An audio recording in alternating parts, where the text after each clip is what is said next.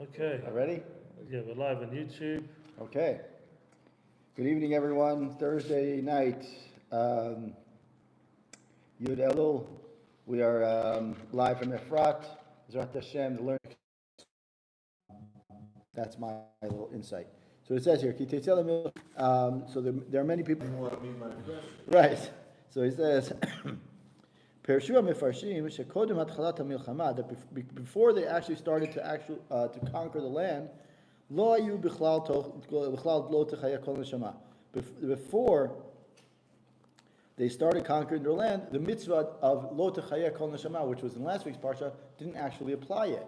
Meaning the whole point was that last week's parsha we said that a person goes to war for milchemet chovah, meaning they have to fight. It says that they have to kill everyone. There's no men and women or child. There's no one to spare. Okay? So he says before the actual conquering of the land, that mitzvah didn't apply yet. So actually, if we look at the story of Rachab and her family, that was right before. It was right before they actually went in to conquer the land. Right? They sent a few spies in before. Didn't he marry her at the end? Yeah, so that's what he's saying. He's saying is the whole point is right. So he said. So that's exactly what he's saying. He's saying is that why did they allow Rachab to come in? Because Rachab said, I'm going to be smart. If I realize that they're going to do this peacefully, I might as well take advantage of the opportunity. Right. As opposed to saying what? Saying, no, I'm going to fight you. Right? So there's no reason for it. So he says,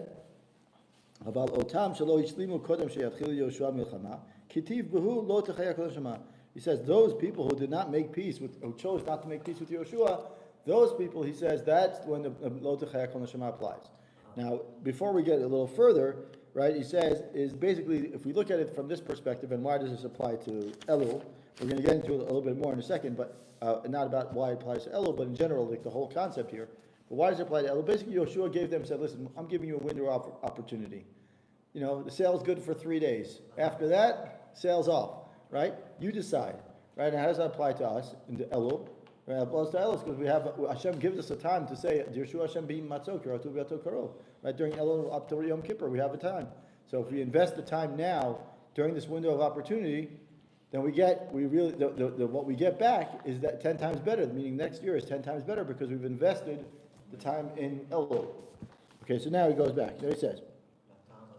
Now, if we look at the whole idea, if the whole concept that Yeshua gave the Amim, the nations, like basically an ultimatum, saying is either you go for peace or you go to battle, right? He says, why should they accept this? Why should we accept it after the conquest began? I mean, why should we not accept it? Meaning, what's the difference whether they do it, right? If they fight one fight, let's just say they went to war with one nation, they saw they won, and then the other nation say, you know what? We still want to do peace. Right? In other words, they learned their lesson, so why should it not apply? Why does why is there a cutoff? Right, why is there a cutoff? Exactly.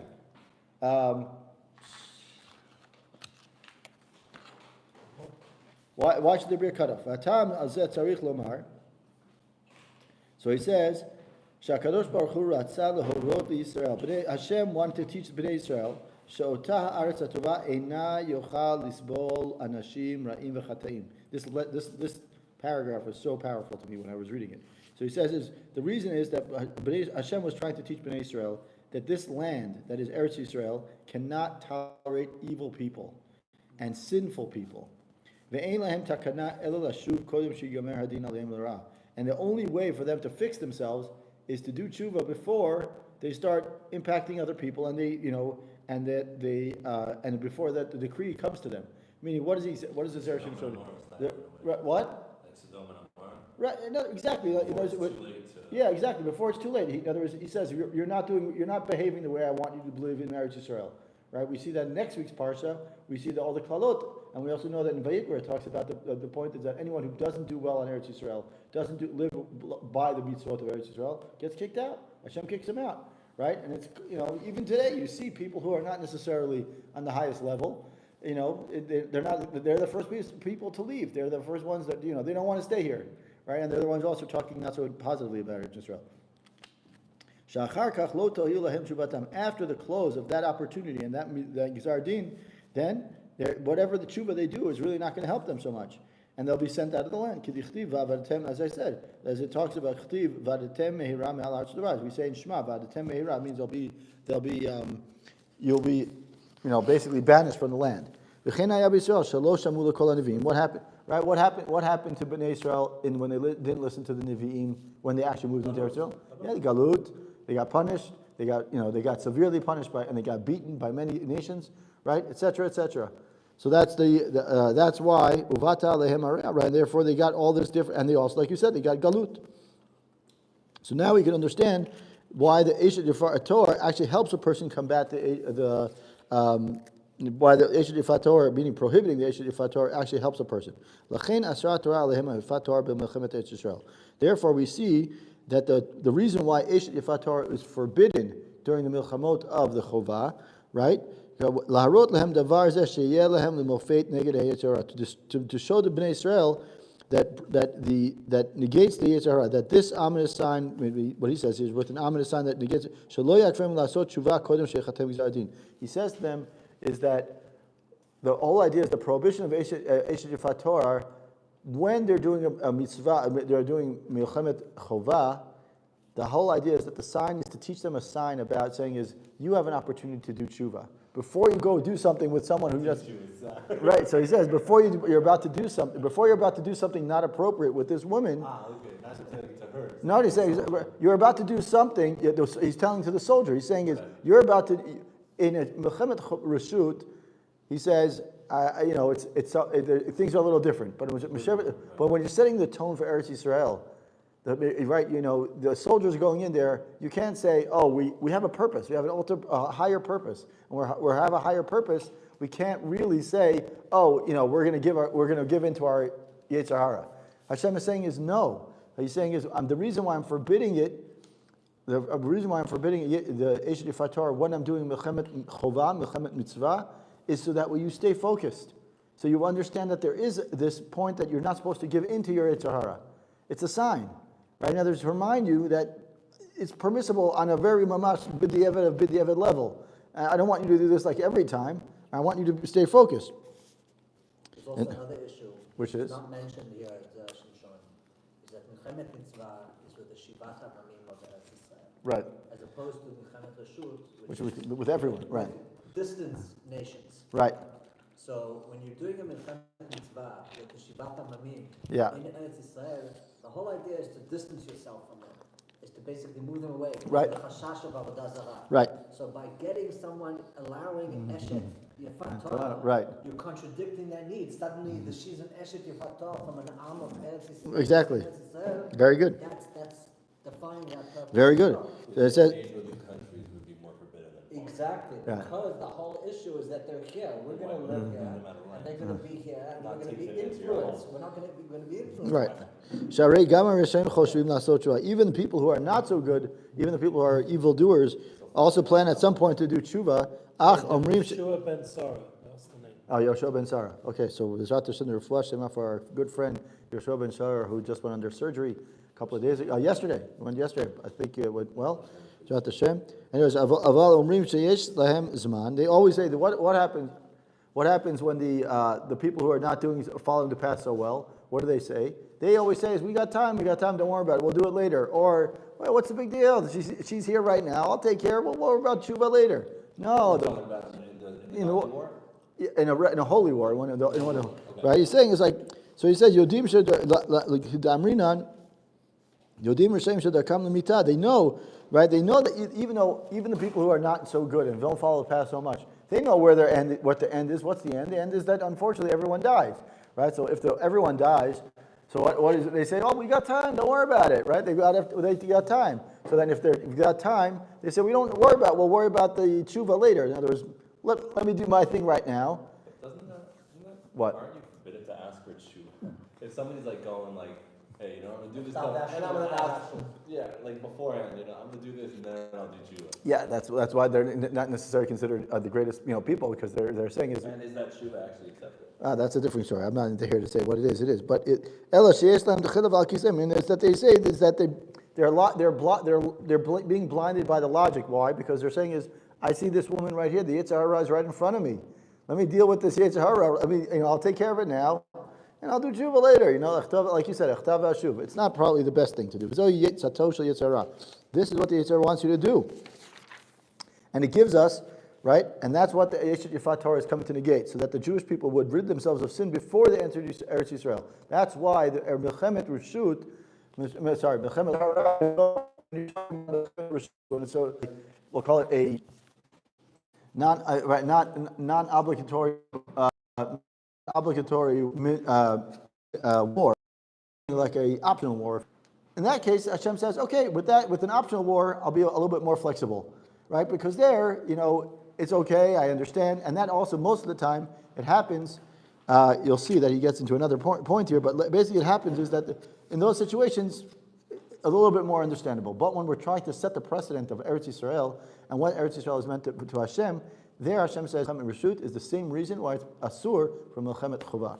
Now he goes another approach, and he says like this. He goes to another Odesh Lamar. He goes to two other options as to why Eshet Yifat Torah is asur in Melchemet Chovah, meaning the let's call it the compulsory wars, and why. So he says like this.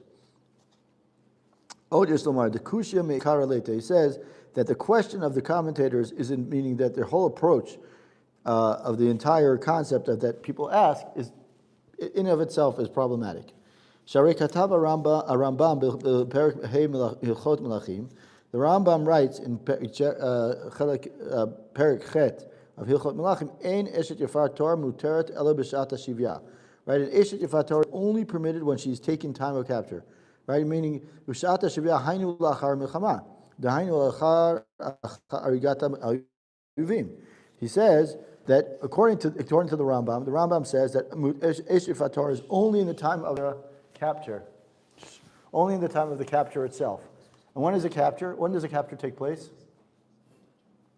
When does it take? When does the capture take place? But you can only after. You can only actually do something with her after the war, right? No, you can do at least once during the war. no. Yes, you can marry her during the war, but most of the But you can be with her. right. So he says b'sha'at hashivya at the time of capture. U'sha'at hashivya haynu lach. And at the time of capture, he says the time of capture is only after the war. Dahainu alachar igat ha'uvim. He says only after killing the enemies, because when you're fighting the enemies, you can't do anything with her, right? You can't do anything yet. You can only do something with her after the enemy has been killed. That's what he says. That makes so much more sense in the Holy War. Right. V'chenu omer v'hikita et kol zechura lefichar. Right. You should kill all the males. V'char kach hanashim v'ataf b'ma tavozlo. Then it says afterwards in last week's parsha it says kill all the males, and then only afterwards. Right, then you can have the women and the children and the animals and whatever. Then you can have it. Meaning he's saying that you can't take the woman when the man's still alive. Right, the man, you can't take a woman and say, oh, she's mine if her husband's still right. Exactly. Again, doesn't it still say that you can be with her one time? Yes, you can, but that. No, I don't think so. I don't think it's ifishish. I don't think so. And in this case, you had to kill the men as well. I thought this is only in a case where the men didn't have to be killed. Melchemet Reshut. If it was like we're talking about but in Melchemet Reshut, meaning you're allowed to take some things you have to just completely destroy and obliterate everything. You don't get to keep anything. Right. That's And the Melchemet Chovah That's Melchemet Chovah in Right. Israel. in Israel. in Israel, right? Against the 7 nations. And in Melchemet Chovah, can you take the women? No. No. Okay. When can you take the women? When it's Melchemet Reshut, when you're trying to expand the borders of Eretz Yisrael beyond that which Hashem, like what David HaMelech was doing when he was fighting. So in Melchemet Reshut, you have to kill the men? Yes, that's what he's saying. He's saying in last week's And parsha, then the women and the livestock and all that. are become yours. You're allowed to Men keep. have to go. Right. That's why the psukim last week's parsha, the psukim read, kill the men first, and then the women are available to you, and the children and the cattle, or whatever. Good question. And then he says, in this week's parsha, he says that's why. I mean, he doesn't say it here, but that makes sense now as to why the last week's parsha ends on Melchemet Reshut, and then this week's parsha it continues with Melchemet Reshut. Why? Because in order to explain to us that the Eshet Yifat Torah only makes sense when you have been killed first, and then the women can then become your Eshet Yifat Torah. But even so, you have a whole list of halachot of Eshet Yifat Torah because you have to be. It's a very unique condition and situation. And then he says, according to this, there can be a Eshet Yifat Torah during the wars with other nations, the Sharumot, meaning not the 7 nations, like you mentioned. What? 7-nation army. Right, 7 nations, right. So he says, there is a time of right? There is a time when you can capture the women. That's only after the men have been killed. When we're fighting against the 7 nations that are there, the 7 nations that are there for us to conquer Eretz Yisrael, right? We have no time to capture. The only thing that we can capture is actually their money. Meaning we can kill. We have a mitzvah to kill people from the Sheva Amim. We can keep their money, but we can't keep all their stuff, their possessions. Besides their money, we have to actually give up. But their money we can keep. Gold, yes. Right. Livestock, no. Correct. Right. So he says here, Adarab, only their money. And there was no capturing of women. So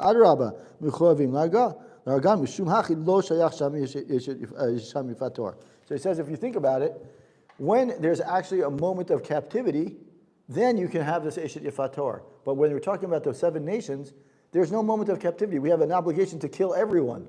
Right? That's the obligation. So if we have an obligation, there's never going to be a situation. Exactly, and right, that's what he's saying. His technically, there's never a moment of shivya.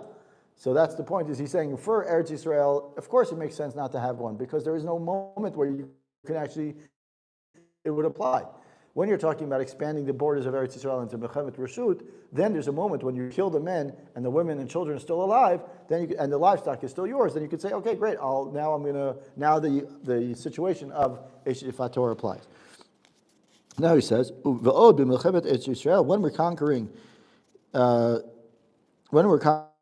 Eretz Yisrael, he said, Chova al kol Yisrael ha'arol kulam, ve'ino biyado lachiyotah. So he simply was unable to keep her alive. Right?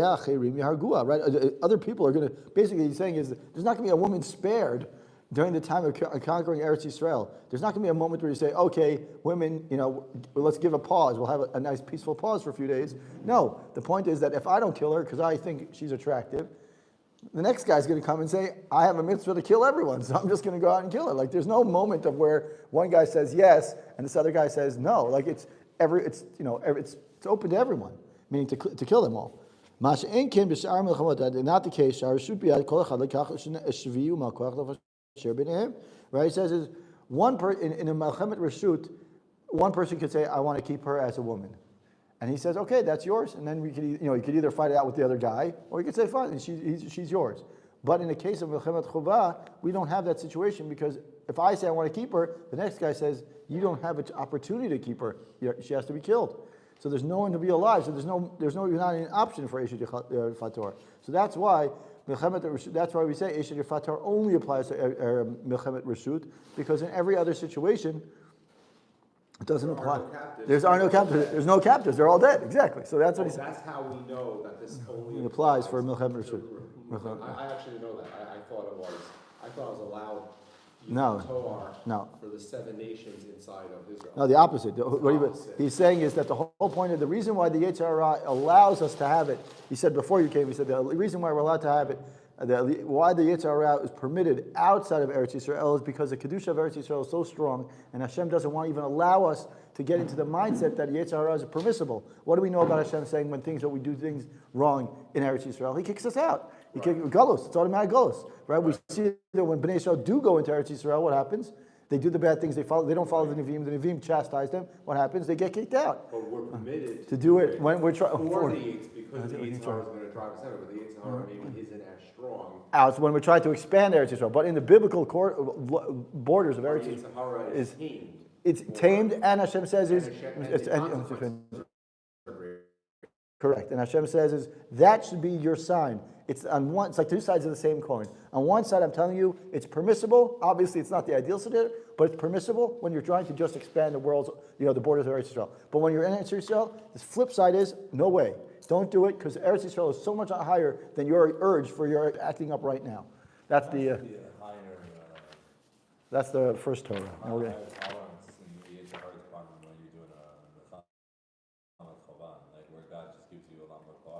What's that? I'm sorry. No, what was the question?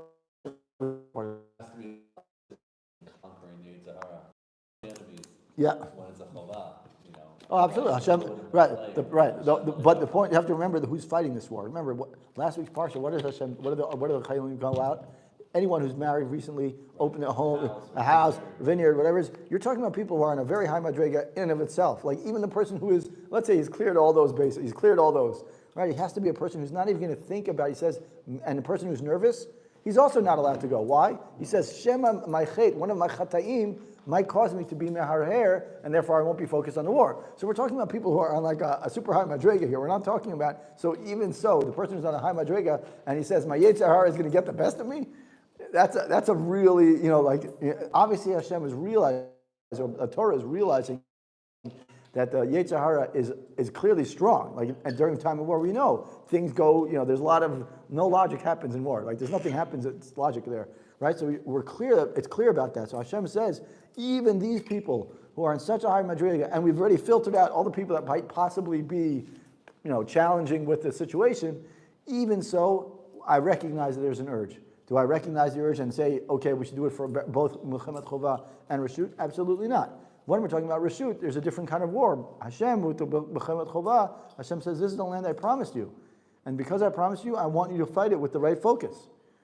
You want to expand the Gvulot of Eretz Yisrael? That's a different story. Then I could start, we could be a little, I'm not saying being flexible, but I can understand that there's a little bit more chaos, if you will. Right? It's an interesting point, is that the question that Zera Shimshon asked in this is not why is Eshet Ish Muteret in Milchemet Reshut, is why is it's not allowed right, in Milchemet right, Chovah, right. which is kind of counterintuitive to us in Right. modern times. To Right. us it's like Asur, זה אסור, תתגבר על היצר, Right.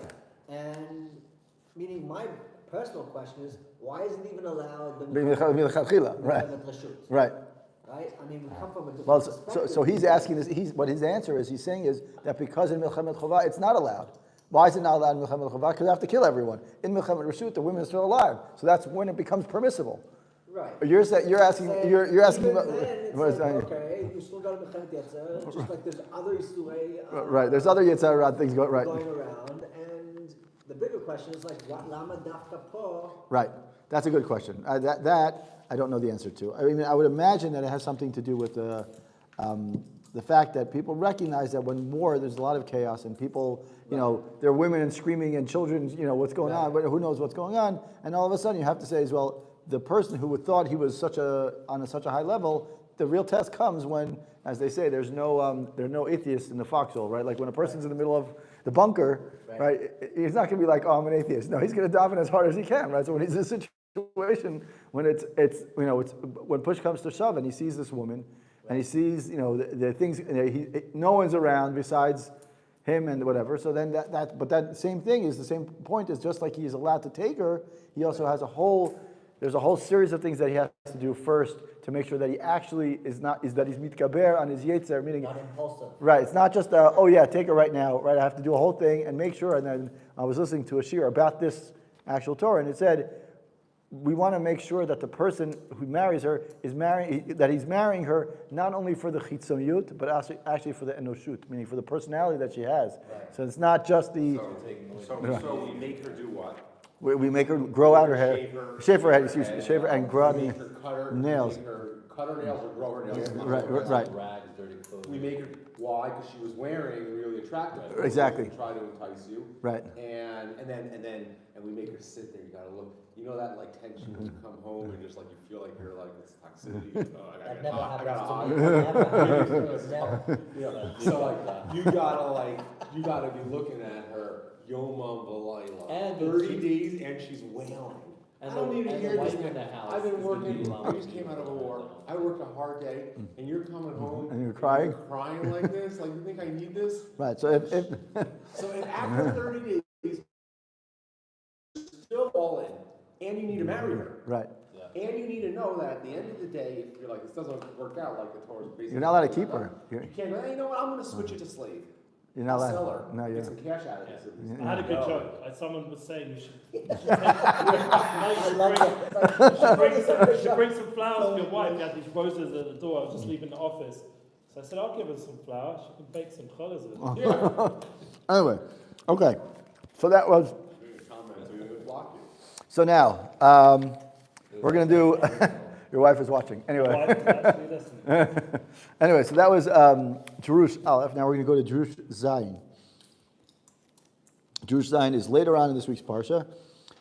We learn about the fact that, oh yeah, I have some time. Can I pause it? Maybe pause it. No, yeah, you can do that. Okay, sure. But this is going to be still going on? Yeah, I don't want to start making a new link. So All right, so just turn it around. Beautiful place. Midrash, mute it. Can you mute it? mute. Well, we'll say Torah. Okay. So new, with the Halula, we only had a small chevra there. Oh, you did go? Yeah, of course. Were you in I America? didn't realize, I wasn't here, yeah. But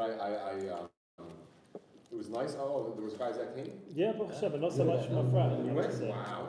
Nice. That chicken was so good. I mean, I remember, They didn't have, they had chopped liver this year. hey, chopped liver? What? You just an appetizer. They had a soup after the soup.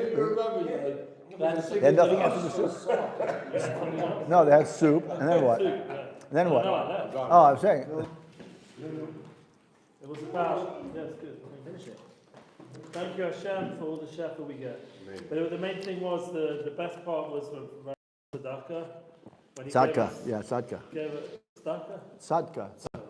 I need Tzedakah after listening to it. It was such aish about the phones.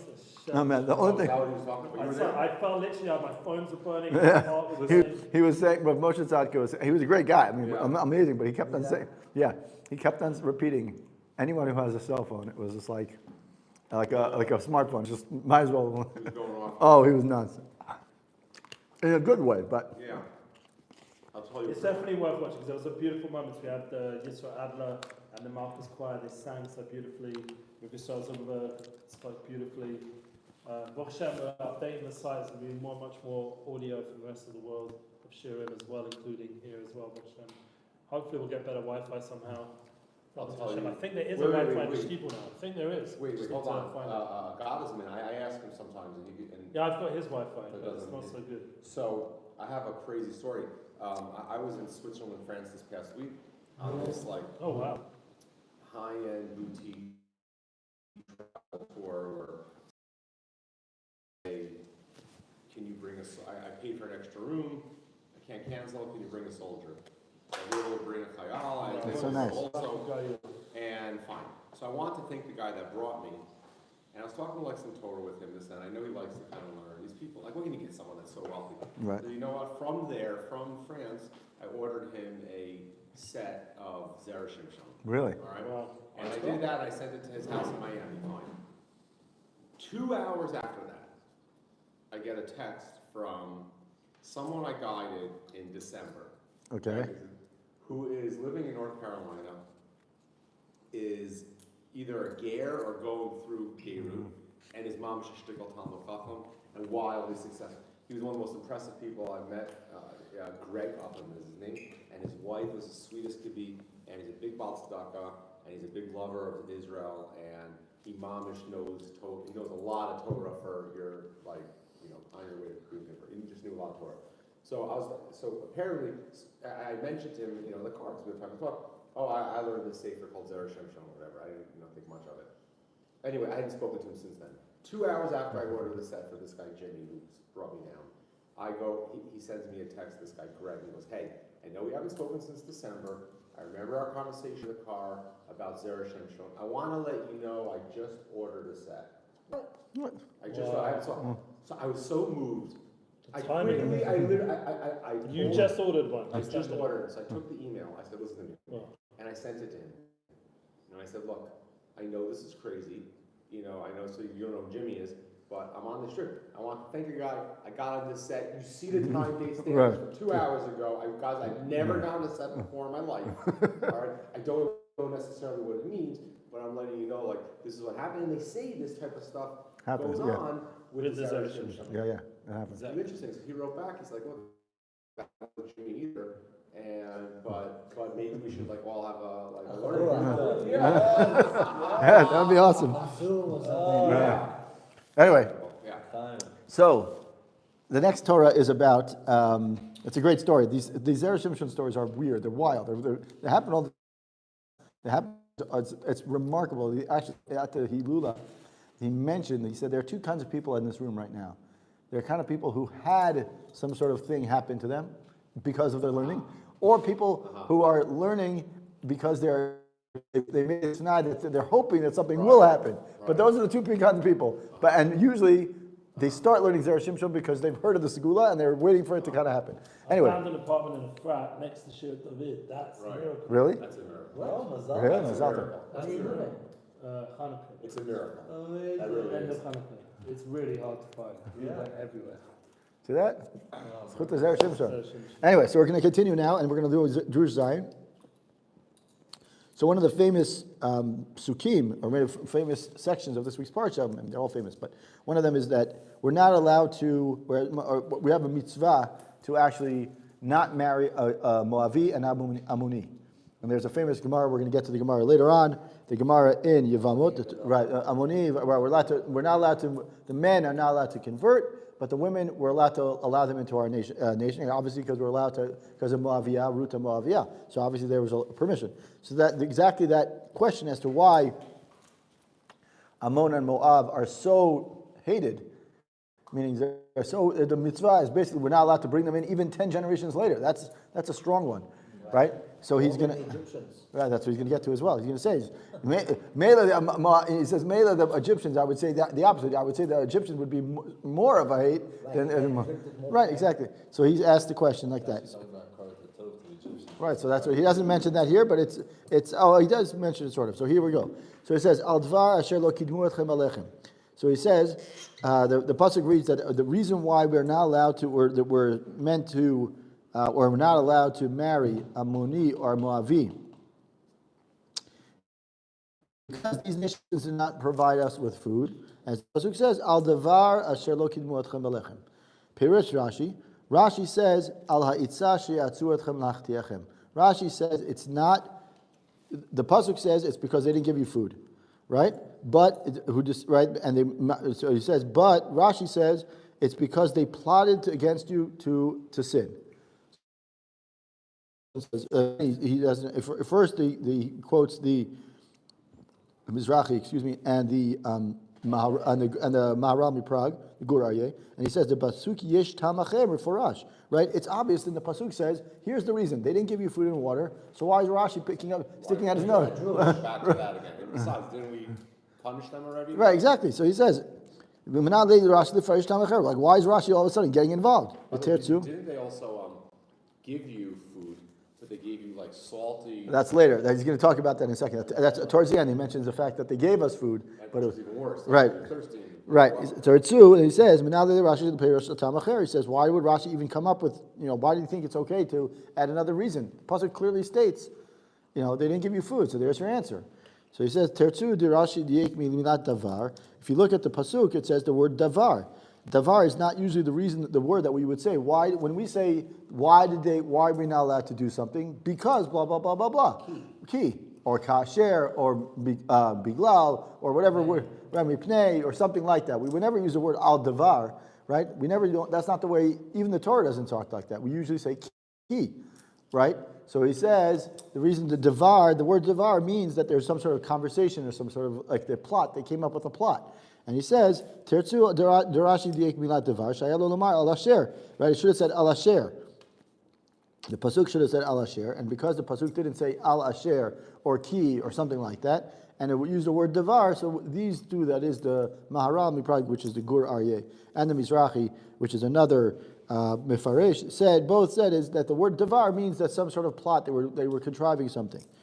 Now he says, he says, even after explaining this, we still have a question. Even let's say we accept the fact that Rashi, what they said is right. He said we have a question. Shaharei Rashi atzmo katav kan b'samuch. When he says Rashi later on, when we're talking about Rashi himself writes later on that tam shenitavu amonu moav hu mipnei shechtiu et Yisrael. The reason why we are so we are obligated to hate or kind of really not allow them into our nation is because they caused the Jewish people to sin. Shamachti la'adam kashelo min hargo. He says that one person causes to sin is worse than the one who kills him. So he says, it says that the reason to hate Ammon and Moab is because of their attempting to cause us to sin.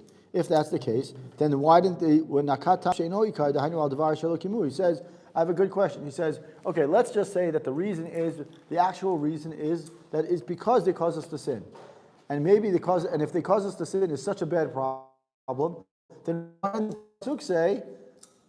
Meaning it's a very Right. side Either the pasuk is right, and therefore it's not the main reason is that they didn't give us food, or Rashi's right, and because they caused us to sin. But one of them is wrong, right? You can't say that the pasuk is wrong because you wouldn't be able to say it. But the pasuk should have said, the pasuk should have said what? It should have said because they caused us to sin. The fact that the pasuk didn't do it, and Rashi does say that they caused us to sin, is something's not right here. That's the Gemara. It's a good question actually. The question of the Zera Shimshon.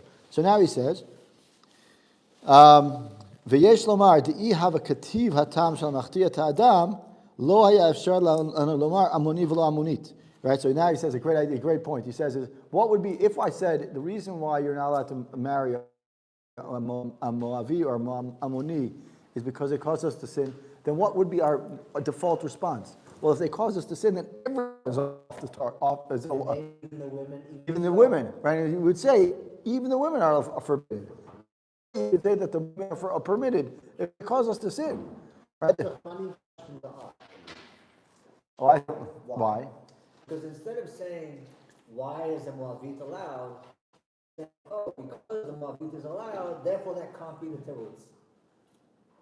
Meaning... Oh, I see what you're saying. Yeah. It's like, oh, why do we have to say Beferush and it's wrong because they didn't give you money? Because the women are allowed. He's going to get to another reason later on as well. There's another reason, but this is a good question. Face value. Yeah. Your face value. You're right. It's a good point. So he says here, we know the main reason was because of the women. The whole problem with Chet Moab was the women, right? Okay, so he says, Ela katavatam al davar asher kidmu shegam sham yesh lakshot. For there too we can ask that maybe why was the permission not apply equally to women? So he says, Hayal lehem lekadem anashim likrat anashim. For men should have come towards the Jewish men with food. V'nashim likrat nashim, and the women should have come with women, right? What happens when you give food to at those times, right? We have the men should have gone to the men, and the women should have gone to the women for mishum tzniut, right? V'tzarich letaretz kol kvudat bat melchmin. We have to answer. I don't know why we have to answer it, but he says that the women were probably in, but we have to answer it. I'm not disrespecting Zera Shimshon, God forbid. I'm just saying, to me, it's just like, right? So let's just say that it means that it's not appropriate for the women to go out. I do understand why he's saying it. Why? Because that's his way of exempting. Okay, right, okay, fine, good. Okay, you're saying he's saying because the men went out first and the women were inside their stayed at tent, home, so right? they were not involved in the chet minachatchila because it's not Okay, nahug good, for the good, women to okay, go. right? They weren't expected to come. Good for you. Okay, good. Mimela anu lomdim shema sheyatzu lamilachti et Yisrael ein lehem shum ona. Says here, the fact that we learn from this is that the fact that the women didn't come out originally, and even if we say that their husbands or their fathers forced them to go, their sin, he's going to say that in a second, is that for the younger women, the fathers forced them to go out. So if you say that women were forced to go out, you could say that they were probably not necessarily as excited to do the sin as originally what we thought. Right, exactly. So he says that, of course, exactly, anusoten. Okay? So he says like this. Lefi Emet. Now the verse is worded in a certain way that explains this whole perush. Perush pasuk kachu. Lefi Emet ikar tam shenitavu Ammon and Moab kol chet shechtiyum. Right. The truth is the main reason why Ammon and Moab are so loathed, right, is because the sin that they caused the Jewish men to engage in, which we know is the chet Moab, right? Avalo al maseh chet mamash ela itzav ha'ichrach. Right. So rather for the plot that they had, meaning the fact that they sinned is one thing, but the whole idea is what was the plot behind Ammon and Moab? The whole plot was how do we cause Bnei Israel to sin, right? And that plot is even worse in some ways. He says, is worse than the sin itself, because their plot shows what their really intentions are. What's their intention? To cause Bnei Israel to sin. to cause Bnei Like, Yisrael. Bilam and Balak. Oh, we're about to get there. Yeah, very good. We're going to get there. We're going to get there. Very good. Very good. We mentioned that before. Right. This guy you're holding, man. You're holding. Very good. Yeah. So he says like this. He says, but rather the plot itself. Like I said, the reason why it says al devar, meaning the whole plot, is that the whole point is that the father or the male forced the women to do what the plot that they had in their head. Like you had this whole plot in your head, and instead of saying, okay, it's just in my head, they started taking action. And instead of doing it themselves, they caused their daughters to do it. So he's saying this whole plot, that's the reason why it says al devar. The pasuk it says al devar, the plot itself, and therefore the plot is worse. That's why the pasuk uses the word al devar, and why it says that's the main sin. The main sin is not necessarily that it's al devar, is that it's the devar is the plot that they had, plus the fact that they didn't give you food and water. Meaning the devar, the whole idea is the storyline of the devar is the plot, meaning al devar, the plot that they had to cause us to sin. Asher lo kidmu etchem, right? And then also, and he doesn't use the word vav, but you need a vav, but he doesn't have it there, right? But it's saying that the Jewish people, which entails compelling them, right? He says, since the men created this whole plot, therefore it applies to the men. That's why he says, va'afilu hachi, im haya lehem zechut liot makdimim b'lechem v'mayim. Let's say Ammon and Moab had the merit of going to, they had the merit to go out and give food and water to Bnei Israel. Hayunit kanim kitzat, their sin would have been somewhat, let's say they would have said, you know what, we see Bnei Israel coming, and we say, you know what, we feel bad for what we did a couple of years ago, we're going to be large, we'll be the big person, what we're going to do, we're going to go out and give them water and food, right, the first time when Bnei Israel leave Mitzrayim, right, so they go out, they see Moab and Ammon see them, and they say, you know what, let's try to do a sulcha, as they say in Hebrew, right, let's try to do a little something, well, we caused you to sin before, let's give you some food and water, and we'll try to make things better. So maybe, he says, maybe their sin would have been a little bit, brought down a little bit, meaning the people wouldn't have looked at it as great. So he says, Mishum the Perak Yud Aleph the Sanhedrin, as you said, and we see in Sanhedrin, Gedolah legima shemeret orchokim. We know me'alemet aymin arsayim. We say that when a person is hungry or a person is thirsty, the first thing you do, even a person that you don't care for so much, he sees you're hungry and thirsty, right? You give him a little bit of food and water. All of a sudden, the guy's like, oh, I'm not so. I can respect this guy a little bit because he got me in the time of need, right? So we could have that little bit of water and food that the Moavim and Ammonim could have given us. Gesture. Would have been a nice gesture, exactly. Good. Let me ask you a question, though. Yes. Not Zera Shimshon question. Yeah. Just the pshat. When they say Hashem lo kidmu etchem belechem, right? Mine. Strictly speaking, we asked, didn't we? Yes. Meaning, to say lo kidmu Means that they did the first. means They that take they the. should have come out of their own accord and said, Well, "We're so that's coming out." right. But really, it's even worse than that because we asked and they said no, Right. which I think is worse than. So he's going to get. That's exactly right. So he's saying Asher lo kidmu, right? Al devar Asher lo kidmu. First they had a plot, and Asher lo kidmu means that they didn't take the initiative and say, you know what, we caused them to sin way back when. Do is throw them some. All right, give them a little bit of water. Even when we asked, Right, they said no. they said no. Yeah. Right, and that's what he's going to get to in a second. So he says, Aval achshav shelo kidmu, but now that they did not greet the Jewish people, like you just said, because they didn't even greet the Jewish people with food and water, what do we learn about that? Nitavu, they became even worse. What do we learn about that? We learned that their intentions this entire time were not the right intentions, meaning that they never even were considering, Ammon and Moab were from the Milachatchila, they were thinking always to plot against the Jews. Meaning they were always thinking of some way to cause us to sin, whether it's to cause us to sin actually with the women, or they were saying is, we don't want to give them Jews anything, so we're not going to give them anything. Yeah, exactly. That's a strong word, but yeah, but right. That was, Yeah. That was the idea. Okay, so Now, now, by the way, like Yeah. in their defense, we did just kill a lot of their people. right, I mean, they're probably still sitting Shiva. right, And you're like, by the way, in the Shiva house, can you give me some water? right. Right. Okay, I hear that. I don't know if it was so. I don't know if it was so close, but you're right. Right. You're saying it's still fresh in their minds. I would think so. I would think so. Yeah, good point. Good. Okay. Now he says. Now he's going to say something that you v'im tomar. He says something beautiful, and then he goes into Balak and Bilam in a second.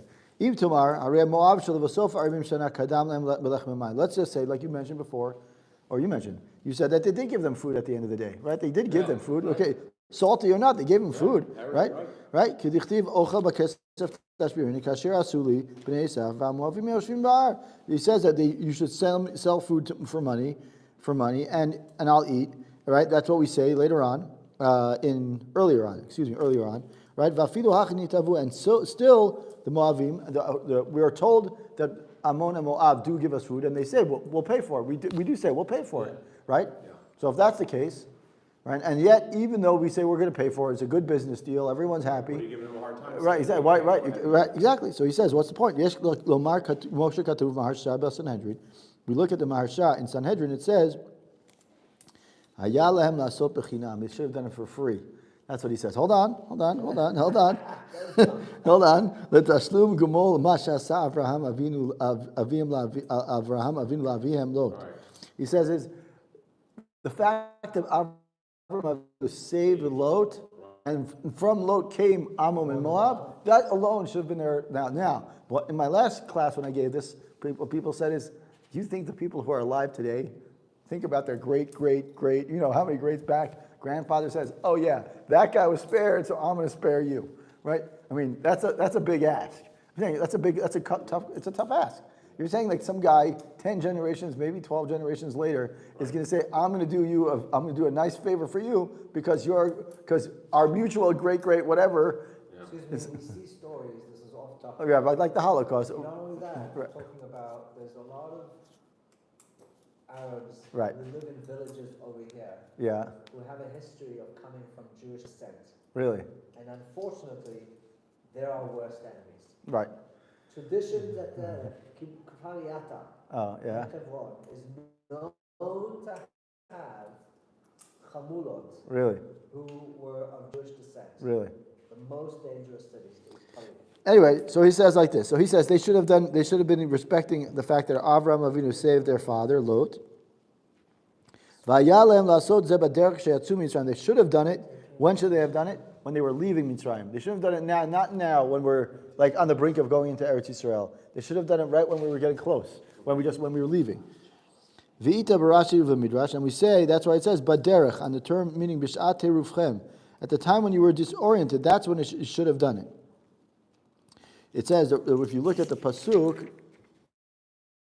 the pasuk says the reason that the term on baderech means that when you were disoriented, that saying is that Ammon and Moab should have provided us food when we were just coming out of Mitzrayim, when we were already disoriented. That's an even bigger ask. Exactly. They weren't even there. Right. So he says even when the Jewish people were in distress, these people did not come to help them. Now he says like this. Right, so now he's going to ask even a better question in a second, which is, I think, it's a great question. Anyway, so he says that either which way we end up, it's too late. It was too late for them to try to save themselves from punishment. Their whole time they've been doing, right? They're basically doing things to hurt them. Now he says, "V'im tomar shema shelo asu b'chinam ein lem kol kach hashma." Let's just say we say, you know what? The fact that they did it for money, they were right. Think about it. He says, look what he says. Right? You have 1.2, let's just, at minimum 600,000 people, right? Men, plus women, plus children. We're talking about 1 million people, let's just say. Very wealthy nation, though. Yeah, but even so he says, but the point is that that's what he's going to get to. What he's saying is, you're asking a nation to feed another nation, and you're going to do it for free.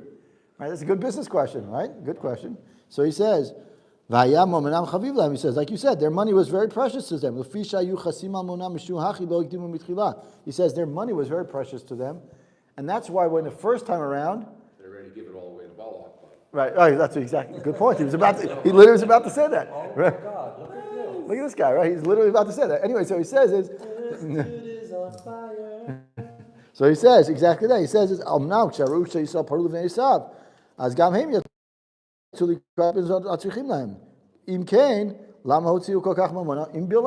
says exactly that, right? Exactly. He says, I don't understand. If they're being stingy here, right? They want to make a business deal here, and all of a sudden they're like, we want to make money here, but all of a sudden we're like, oh yeah, we'll give all the money to Balak and Bilam. So you can't have it both ways, right? Either you want to make the money, that's fine, or you want to say we'll do it for free. But you can't say, oh, we're going to do it for money here, and then all of a sudden, because we want to make a buck, but then all of a sudden you say we're going to invest all our money in Balak and Bilam. We can't do that. You can't. It just doesn't work.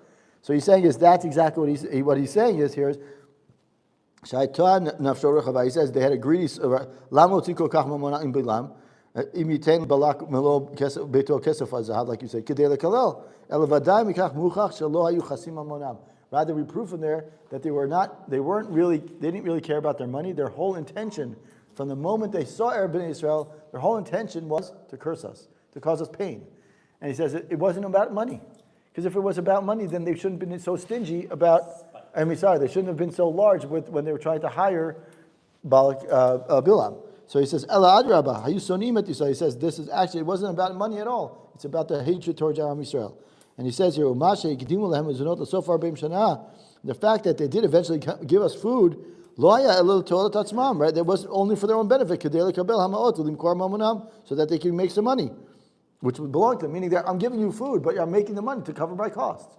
Right? It wasn't like they were looking to make money. The whole point here is what he's saying is, therefore, the Moavim and the Ammonim were entire. But that what doesn't answer a question I'm about to get to in a second.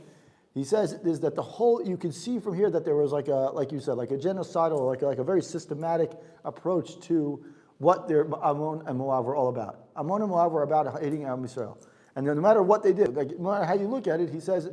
Every one of these ways, it all shows that they were very methodical, systematic about it. It doesn't answer the question is, if you say that's the reason, their money, that they care about their money or that they hate us so much, then that doesn't answer the question as to why men are not allowed and women are allowed. Because then if you say that, they hate it so much, then women should not be allowed either. But that I don't have the answer to. Anyway, so now he says, well, I go back the last psukim of this week's parsha, it says, "V'amar katuv v'lo ava Hashem l'ishmoel bilam ve'yafoch lecha et haklala livracha." So he says, the pasuk says that Hashem refused to listen to Bilam, and he reversed the curse to a blessing for you. He asked a very good question. He says, "Mahu milat lecha." If you look at the words, the word lecha is completely extra. We don't need the word lecha to understand the pasuk. Right? What's the word lecha? So he says, "Hare haklala lo ba leolam." Right? We know v'lo yatsa min hapeh v'lo yigel Yisrael v'im kein milat lecha miyuteret. He said what? He didn't actually get to a klala. Right? Exactly. So he says the word lecha makes no sense. He's saying the klala never came to fruition. Right. Right? Never came. The intention was there. Right? So that's the connection between the last part of the Dvar Torah that we just talked about. And this is exactly what he's saying. ויש לומר שכבר ידוע שהמברך את ישראל יהיה גם ברוך והמקלל את ישראל יהיה ארור. We already know in Bereshit we know that מברך baruch ומקללך or we know that already, right? וכמשמע לן קרא שאף על פי שבלעם בירך את ישראל אם כל זה לא נתברך. We say that even though, what did Bilam do? We know that a person who blesses Bnei Israel gets the baruch himself, and a person who curses also gets cursed. So he says that the fact, even though Bilam did indeed give us a bracha, he didn't get the bracha. Well, he was cursed. Ala adraba, the fisha kavanato hayta lekalel, right? Uvaumot hakadosh baruch hu choshev machshava kamaseh. He says, on the contrary, his intention was to curse, and since his intention was to curse, Hashem doesn't, not unlike us in Bnei Israel, which also an important lesson is that Hashem doesn't mitzaref machshava to maaseh. Machshava tova. Machshava tova, right? But in other words, if we have a machshava, right? If we have a machshava and we don't take action on it, right? We don't. For us, for Bnei Israel and the Jews, Hashem says, okay, you have a mind, you're thinking about something, you're thinking about doing a sin, but you don't actually do it. That's great. Meaning you don't actually take action on it. So I don't mitzaref. For a non-Jew, choshev machshava k'maaseh. According to the non-Jew, for the non-Jews, Hashem says, "Oh, your evil intentions are just as bad as the actions themselves." Mishum hachi nishar b'chlal orach harun. Therefore, he says he states. The Gemara, Shabbos Tov and stuff. And all that Shavuot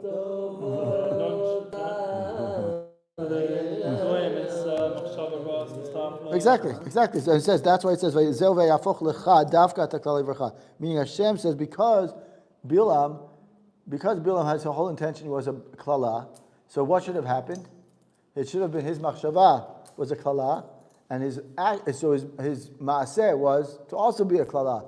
But because Hashem didn't want to, that was only for Bilam, but for Bnei Israel, Hashem wanted to bless. So that's why it says, "Vayafoch lecha," meaning for you, Bnei Israel, I switched it around. So the klala, for him it's still considered as exactly, for him it's still klala. Because why? Because the entire intention was, his machshava was always Ra, and therefore, just like we saw about Ammon and Moab, their entire intentions were bad, and therefore, similar to Ammon and Moab, Bilam came to try to curse us, and since the whole intention was curse, he got cursed himself. And unlike that, Balak goes off with root as a very good. that's a good question too. Yeah, but that. By the way, Rabbi Biederman was at the Hilul. Yeah, of course we missed it. The last part. Yeah, we missed it. We're going to get the video. There's a shame. We're going to try and get hold of it.